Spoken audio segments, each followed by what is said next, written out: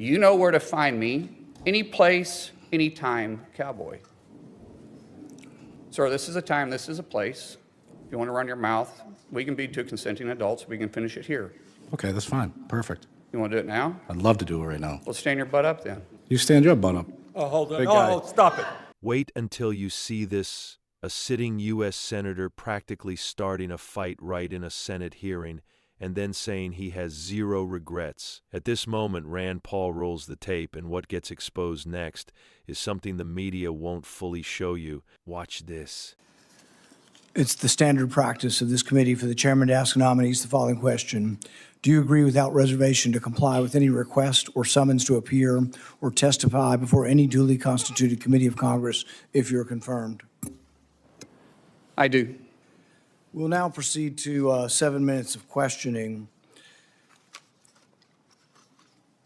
The record should show, and I think will show, a lack of contrition, no apology, and no regrets for your support. You completely understand the violence that was perpetrated on me.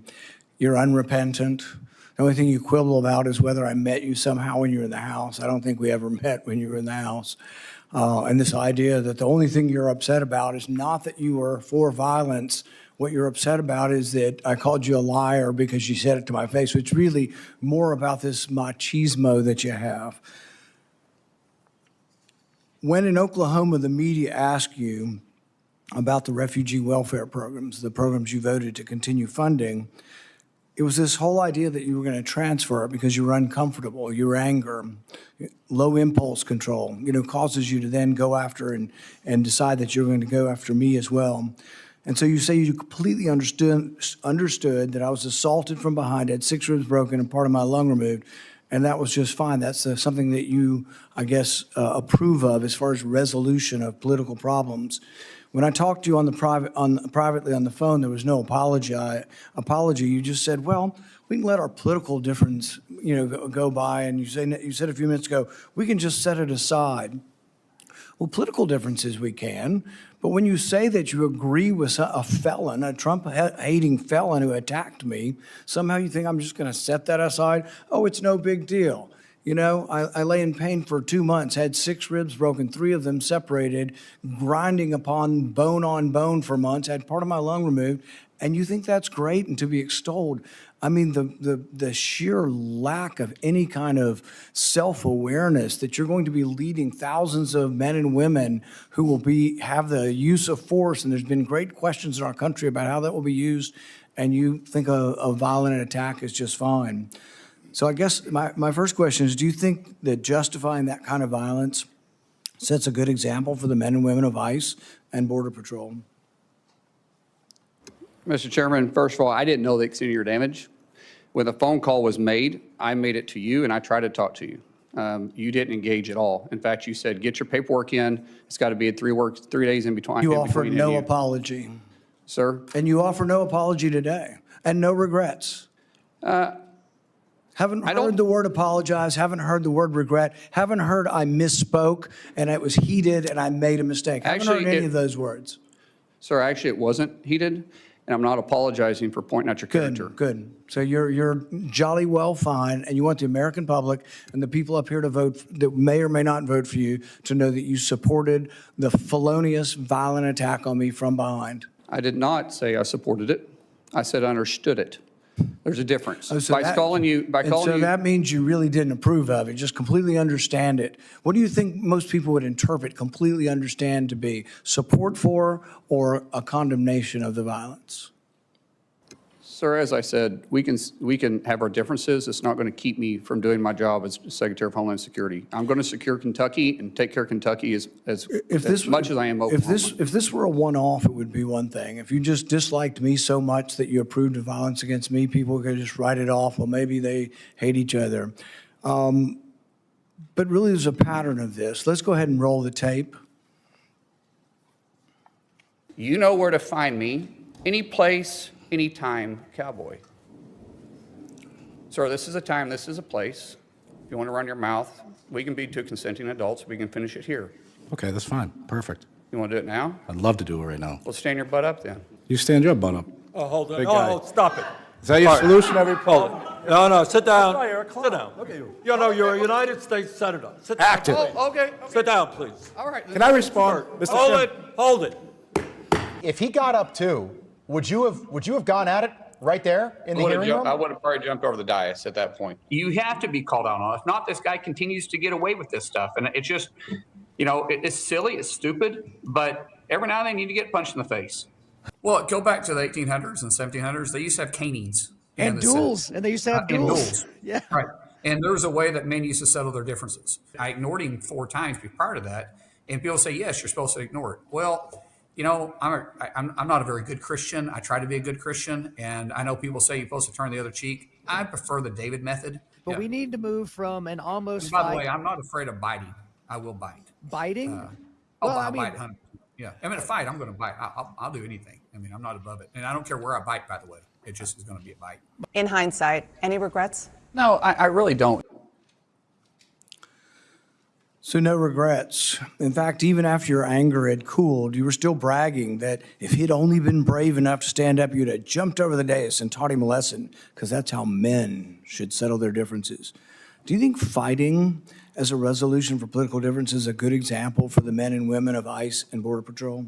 So here's what just happened. During a high-stakes Senate confirmation hearing, Rand Paul went straight at Marcaine Mullin, and he didn't hold back. This wasn't political theater. This was a direct confrontation about character, judgment, and whether someone is fit to lead in a position tied to national security. Right out of the gate, Paul made it clear. No apology, no regret, no accountability. That's the issue. Now remember, Paul is not speaking hypothetically. He's talking about a real attack that left him seriously injured. Broken ribs, lung damage, months of recovery. And what he's reacting to is Mullin previously saying he understood the attack. Not condemned, not rejected, understood. And Paul zeroes in on that distinction because let's be honest, when someone says they understand political violence, most Americans hear something very different. That's not leadership language. That raises serious concerns. Then things escalate. Paul brings receipts.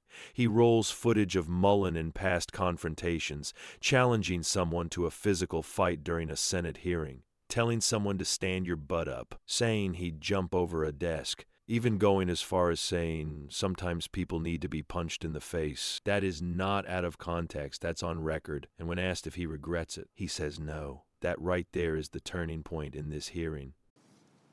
As you can notice over my shoulder here is my good friend Sean O'Brien. Both of us have had conversations. Both of us have shaken hands. And both of us agreed we could have done things different. Sean is someone that has become a close friend. We talk all the time. I've been on his podcast. We've talked through this. That's how you handle your differences. Not like this, Chairman. I'm glad you guys are friends now and that you've reconciled. But really, it doesn't get to the real point whether or not you think violence is the way we settle things. In the days after the fight, you said, and I quote, sometimes people just need to be punched in the face. Is that still your opinion, that political disputes can sometimes and often only be resolved by violence? No, I don't always agree with that. I don't believe in political violence. I've made that very clear. But sometimes people do need, theoretically speaking, sir, I get it. It's about character assassination for you. That's the way this game is played. I understand it. And you are making this about you, which is fine, but that doesn't keep me as Secretary of Homeland Security. It's character assassination when you were the one lauding the assault. Who do you think started that character assassination? I'm just repeating what you have done in character assassination. I'm repeating your support for the assault. So that's somehow something I started? No, sir. What I'm saying is you're adding a lot to it. In the days after the fight, you did many interviews in which you justified the violence as historically justified by precedents, such as caning and dueling. Is it today your opinion that the caning of Charles Sumner was not only justified, but argues still for resolving our political differences with violence? What I was simply pointing out is some of the rules that still apply to this body. For instance, dueling with 2 consenting adults is still there. I was pointing out what is still illegal for 170 years. There's no precedent for legal dueling. Even then, they fled the country.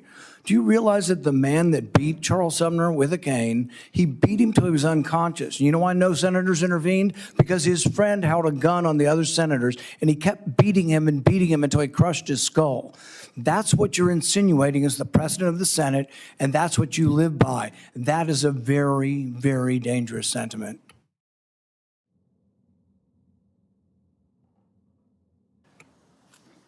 After a half a dozen victory lap interviews where you pointed out that the union guy was just lucky that fear kept him from standing up, Dana Bash asked you if you have any regrets about bringing violence to a Senate committee, and you replied that you have no regrets.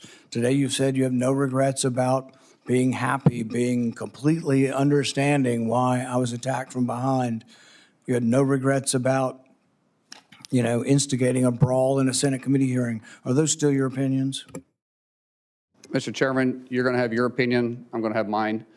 As Secretary of Homeland Security, I'm going to bring peace of mind and security to this country, and I'm going to stay laser focused on that.